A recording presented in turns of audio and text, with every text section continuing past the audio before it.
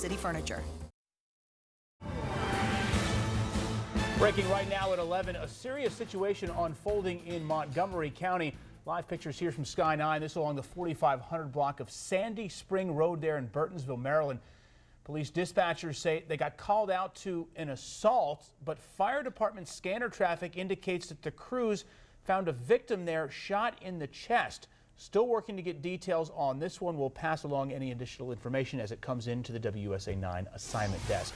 And breaking news out of Italy tonight, where a magnitude 6.1 earthquake has hit in the central part of that country. In Rome, some of the buildings were told shook for 20 seconds. People there reporting some strong tremors on social media. So far, no reports of damage or deaths, and we are monitoring for the very latest on this. As you know, it is the 5th anniversary of the quake that struck the D.C. area. We'll talk more about that just a little later. Glad you're with us here tonight at 11. I'm Adam Longo. And I'm Leslie Foster. Only on 9 tonight, a Maryland man missing for nearly a month has been found dead, and now a murder mystery is starting to unravel.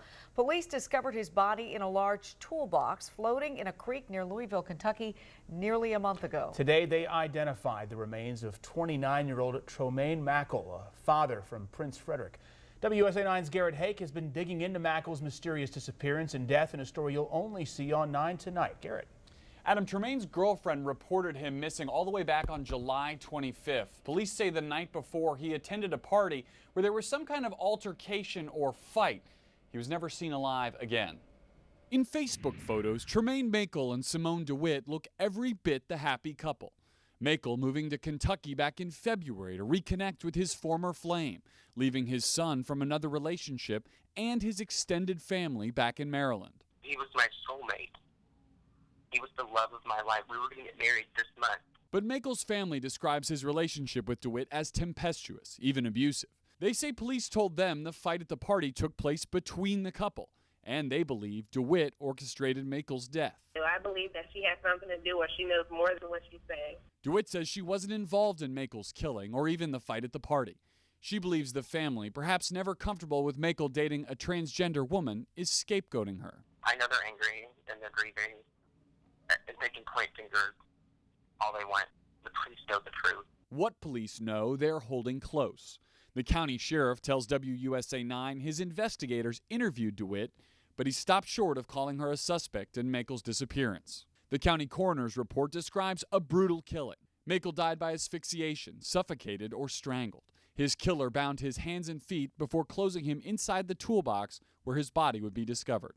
Back in Maryland, Mackle's relatives remain focused on how he lived his life as a great dad with a big heart, and they continue their wait for justice. Right now, I actually believe that we're going to have justice soon. Good. They're going to find Tremaine's killers. I really do believe that. Today, the county sheriff handed this investigation off to Kentucky State Police. At different times in this month-long investigation, the FBI and U.S. Marshal Service have also been involved. Guys, we expect to see more twists to come in this case. Reporting live, Garrett Hake, WUSA 9. All right, Garrett, thank you for that. So after years of sleeping on the streets of D.C., 80-year-old Wanda Witter is starting a bright new life with a big, fat bank account, $100,000. Stories about homeless people usually don't turn out this way, but there is nothing usual about Wanda Witter. Check out her new apartment in D.C. Small, but there's a fridge, microwave, nice bathroom, and her own bed. A far cry from the streets and shelters Wanda spent years roaming. All the while trying to convince Social Security it wasn't paying her the amount she was due.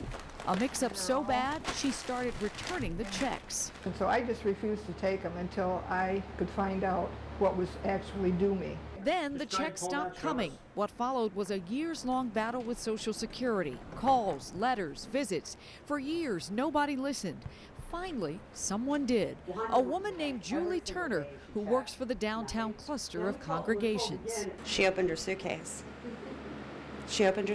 And I saw a collection of documents that were very well organized, and I knew that there had to be something there. Wanda had been meticulous about keeping copies of checks she sent back and any correspondence from Social Security. That paper trail was her salvation.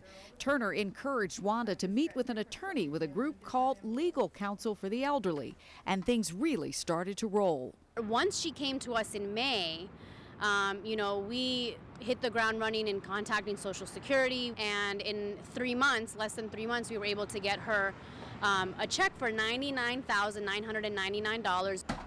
And more money is coming, plus the regular monthly checks. Now Wanda is moving in and making plans. First up, some furniture, like a nice table. I really don't want a card table. I want something a little more, what do you want to say, sophisticated. I want something a little nicer looking. They say you can't fight City Hall. Well, you can fight Social Security and win. Just ask Wanda. And in Wanda's new closet, you'll find suitcases all packed with the papers that share her incredible story. All those